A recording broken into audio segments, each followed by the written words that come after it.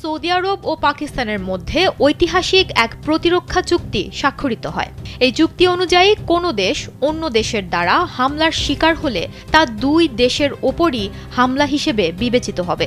এই অবস্থায় প্রতিবেশী দেশ আফগানিস্তান পাকিস্তানের ওপর হামলা চালানোর পর সৌদি আরব কী প্রতিক্রিয়া জানায় তা নিয়ে নানা জল্পনা কল্পনা তৈরি হয়েছিল। তবে সেই জল্পনা কল্পনার অবসান ঘটিয়ে কোনো পক্ষ অবলম্বন না করে পাকিস্তান ও আফগানিস্তানকে সংযত থাকার আহ্বান জানিয়েছে সৌদি আরব। পাশাপাশি দুই দেশকে আলোচনার মাধ্যমে সমস্যার সমাধানের কথা জানিয়েছে রিয়াদ। এদিকে আফগানিস্তানে গত সপ্তাহে পাকিস্তানের চালানো বিমান হামলাকে কেন্দ্র করে দুই দেশের মধ্যে উত্তেজনার বারুদ ছড়িয়েছে।